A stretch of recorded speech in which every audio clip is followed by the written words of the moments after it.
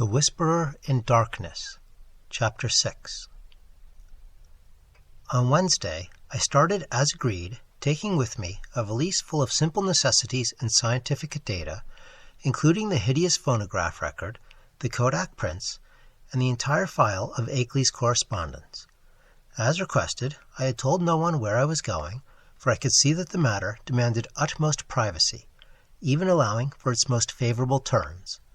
The thought of actual mental contact with alien, outside entities was stupefying enough to my trained and somewhat prepared mind, and this being so, what might one think of its effects on the vast masses of uninformed laymen?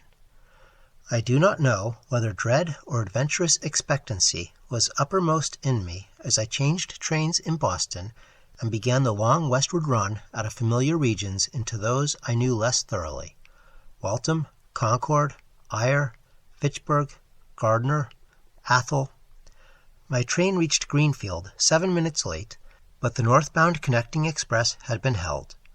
Transferring in haste, I felt a curious breathlessness as the cars rumbled on through the early afternoon sunlight into territories I had always read of but had never before visited. I knew I was entering an altogether older-fashioned and more primitive New England than the mechanized, urbanized coastal and southern areas where all my life had been spent. An unspoiled, ancestral New England, without the foreigners and factory smoke, billboards and concrete roads of the sections which modernity had touched.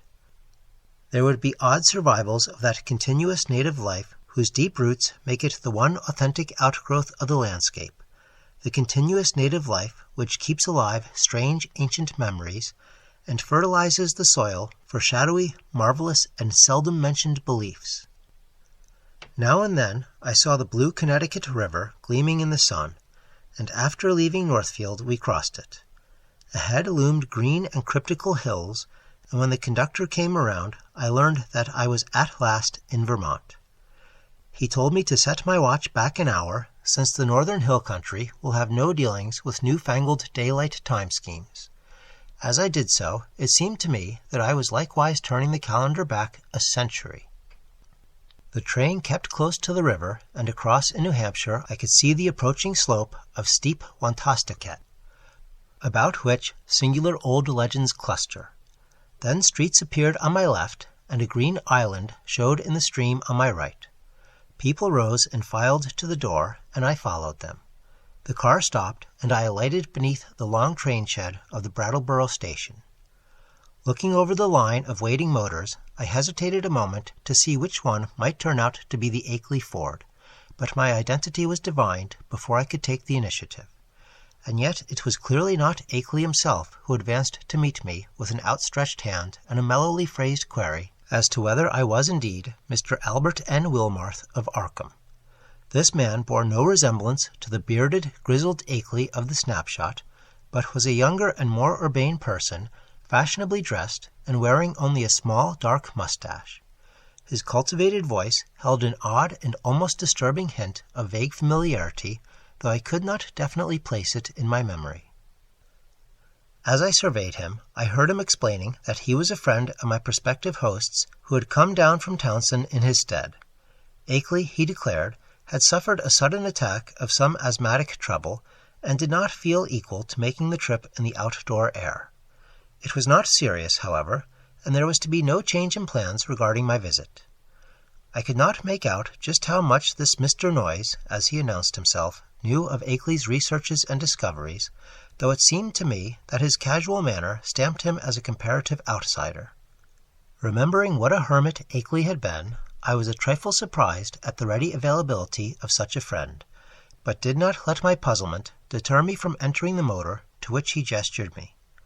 It was not the small ancient car I'd expected from Akeley's descriptions, but a large and immaculate specimen of recent pattern, apparently Noyes's own, and bearing Massachusetts license plates with the amusing sacred codfish device of that year. My guide, I concluded, must be a summer transient in the Townsend region.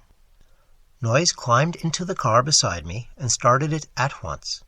I was glad that he did not overflow with conversation, for some peculiar atmospheric tensity made me feel disinclined to talk. The town seemed very attractive in the afternoon sunlight, as we swept up an incline and turned to the right into the main street. It drowsed like the older New England cities which one remembers from boyhood, and something in the collection of roofs and steeples and chimneys and brick walls formed contours touching deep, vile strings of ancestral emotion. I could tell that I was at the gateway of a region half bewitched through the piling up of unbroken time accumulations, a region where old, strange things have had a chance to grow and linger because they have never been stirred up.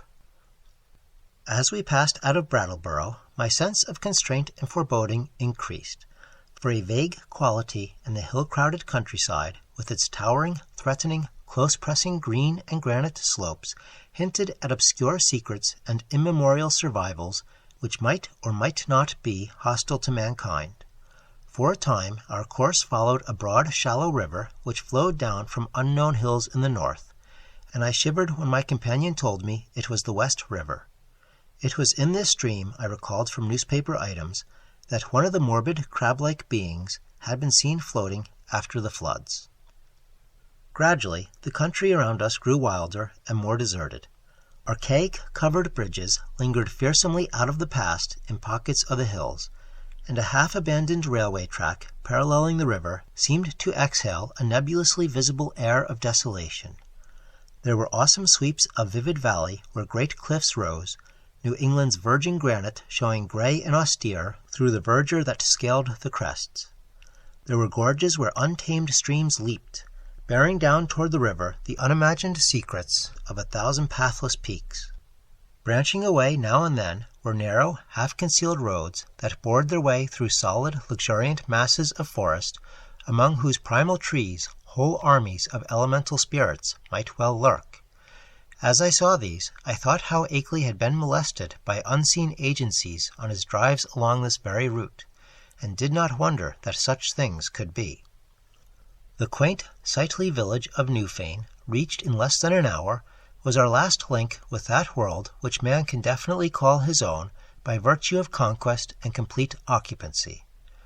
After that, we cast off all allegiance to immediate, tangible, and time-touched things, and entered a fantastic world of hushed unreality in which the narrow, ribbon-like road rose and fell and curved with an almost sentient and purposeful caprice amidst the tenantless green peaks and half-deserted valleys. Except for the sound of the motor and the faint stir of the few lonely farms we passed at infrequent intervals, the only thing that reached my ears was the gurgling, insidious trickle of strange waters from numberless hidden fountains in the shadowy woods. The nearness and intimacy of the dwarfed Dome Hills now became veritably breathtaking. Their steepness and abruptness were even greater than I had imagined from hearsay, and suggested nothing in common with the prosaic objective world we know. The dense, unvisited woods on those inaccessible slopes seemed to harbor alien and incredible things, and I felt that the very outline of the hills themselves held some strange and aeon-forgotten meaning, as if they were vast hieroglyphs left by a rumored Titan race whose glories live only in rare deep dreams. All the legends of the past, and all the stupefying imputations of Henry Akeley's letters and exhibits, welled up in my memory to heighten the atmosphere of tension and growing menace. The purpose of my visit and the frightful abnormalities it postulated struck me all at once with a chill sensation that nearly overbalanced my ardor for strange delvings. My guide must have noticed my disturbed attitude, for as the road grew wilder and more irregular, and our motion slower and more jolting, his occasional pleasant comments expanded into a steadier flow of discourse. He spoke of the beauty and weirdness of the country, and revealed some acquaintance with the folklore studies of my prospective host. From his polite questions, it was obvious that he knew I had come for a scientific purpose, and that I was bringing data of some importance, but he gave no sign of appreciating the depth and awfulness of the knowledge which Akeley had finally reached. His manner was so cheerful, normal, and urbane that his remarks ought to have calmed and reassured me, but oddly enough I felt only the more disturbed as we bumped and veered onward into the unknown wilderness of hills and woods. At times it seemed as if he were pumping me to see what I knew of the monstrous secrets of the place, and with every fresh utterance that vague, teasing, baffling familiarity in his voice increased. It was not an ordinary or healthy familiarity, despite the thoroughly wholesome and cultivated nature of the voice. I somehow linked it with forgotten nightmares, and felt that I might go mad if I recognized it. If any good excuse had existed, I think I would have turned back from my visit.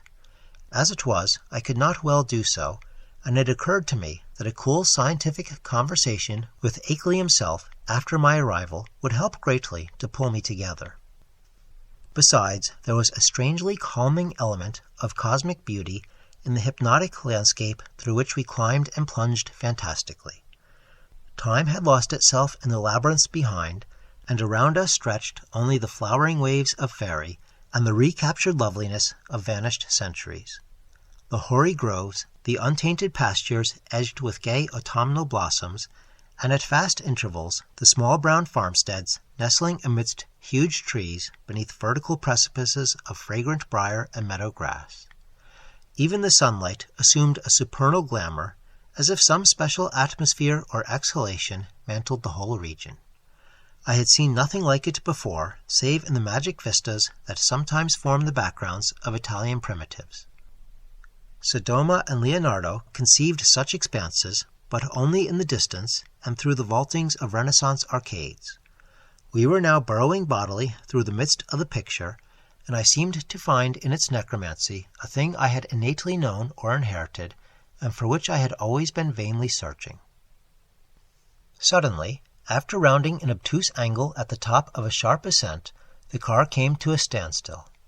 On my left, across a well-kept lawn which stretched to the road and flaunted a border of whitewashed stones, rose a white 2.5-story house of unusual size and elegance for the region, with the congeries of contiguous or arcade-like barns, sheds, and windmill behind and to the right. I recognized it at once from the snapshot I had received, and was not surprised to see the name of Henry Akeley on the galvanized iron mailbox near the road. For some distance back of the house, a level stretch of marshy and sparsely wooded land extended, beyond which soared a steep, thickly forested hillside, ending in a jagged leafy crest. This latter, I knew, was the summit of Dark Mountain, halfway up which we must have climbed already. Alighting from the car and taking my valise, Noyes asked me to wait while he went in and notified Akeley of my advent. He himself, he added, had important business elsewhere, and could not stop for more than a moment. As he briskly walked up the path to the house, I climbed out of the car myself, wishing to stretch my legs a little before settling down to a sedentary conversation.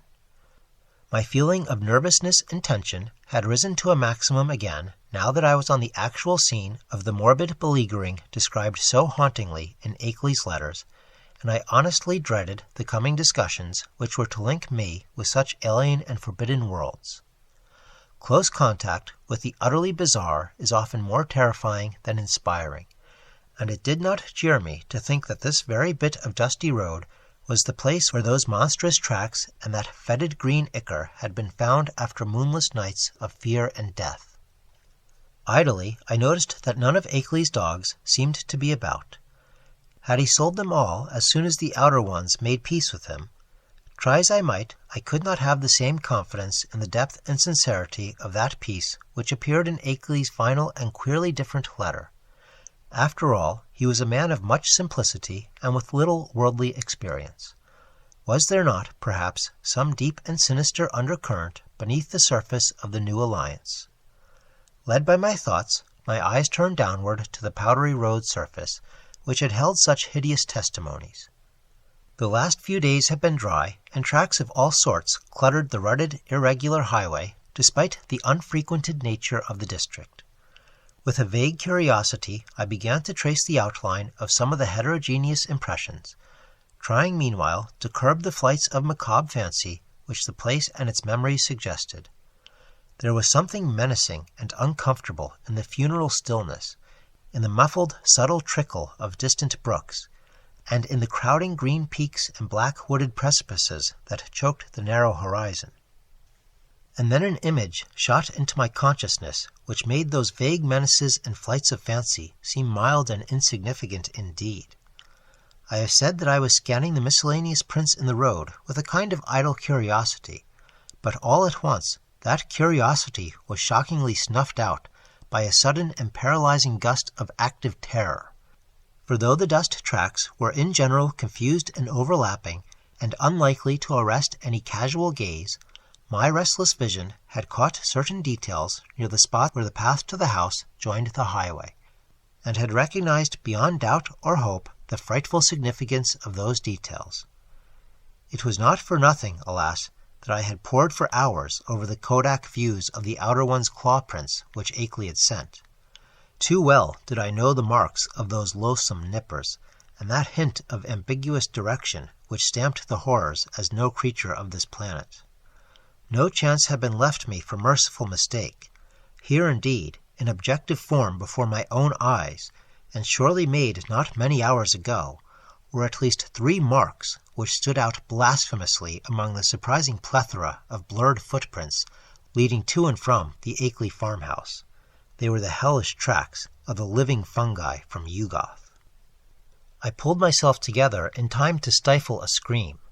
After all, what more was there than I might have expected, assuming that I had really believed Akeley's letters? He had spoken of making peace with the things.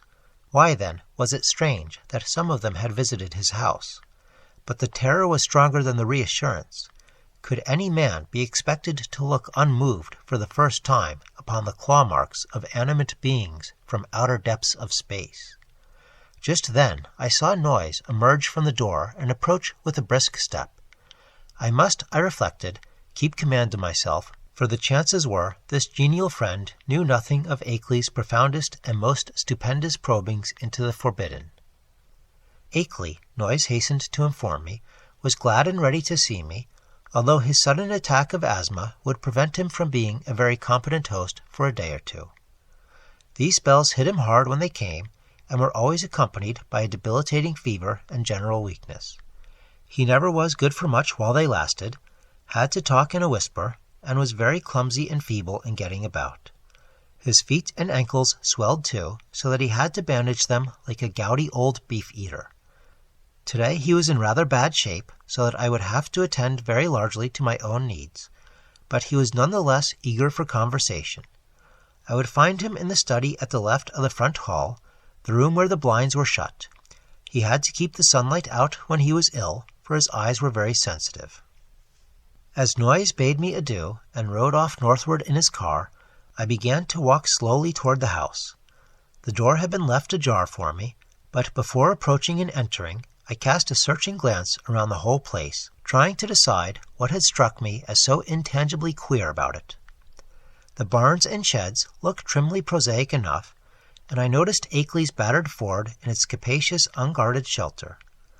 Then the secret of the queerness reached me. It was the total silence. Ordinarily, a farm is at least moderately murmurous from its various kinds of livestock, but here all signs of life were missing. What of the hens and the hogs? The cows, of which Akeley had said he possessed several, might conceivably be out to pasture, and the dogs might possibly have been sold, but the absence of any trace of cackling or grunting was truly singular. I did not pause long on the path, but resolutely entered the open house door and closed it behind me. It had cost me a distinct psychological effort to do so, and now that I was shut inside, I had a momentary longing for precipitate retreat. Not that the place was in the least sinister in visual suggestion. On the contrary, I thought the graceful late colonial hallway very tasteful and wholesome, and admired the evident breeding of the man who had furnished it. What made me wish to flee was something very attenuated and indefinable. Perhaps it was a certain odd odor which I thought I noticed, though I well knew how common musty odors are even in the best of ancient farmhouses.